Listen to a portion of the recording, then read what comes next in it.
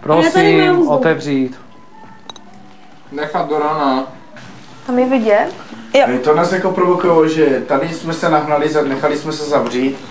My jsme asi měli vylézt totiž. A tam nikdo není. Já bych ten šupský salát navrhoval do toho a čurat do té místy.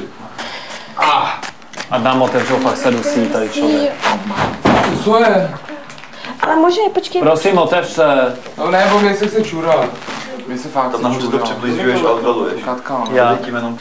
Prosím, otevřte, fakt se dusíme, mně se to dělá špatně taky. No mě se chce čurat, to je důležité. No, tak A já nevím, no pojďme zkusit vymyslet záchod. Tu jsou také buňky, že bychom to otočili, dali to ke vratům a každý by si sedl na jednu buňku. vtipný a nechutný je rozdíl, fuj.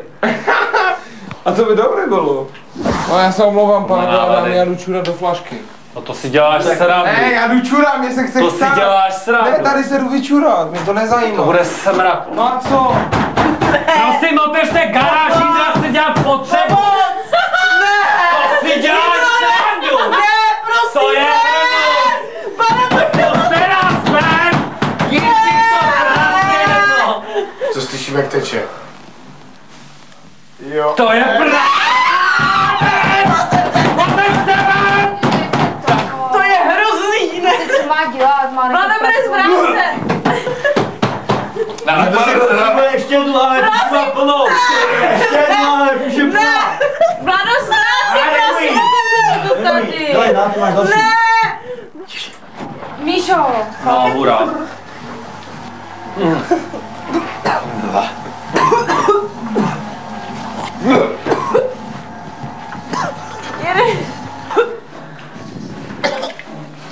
Tam je Vládo, tady je. Dej, Vlado. Tady se umývá. 2 flášky ještě se mi chce čurat.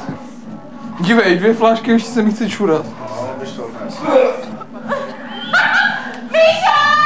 Míšo, ne, Vládo! Počkej, co jsem dával ti za slib, já si nemůžu vzpomenout. Ukaž mi to.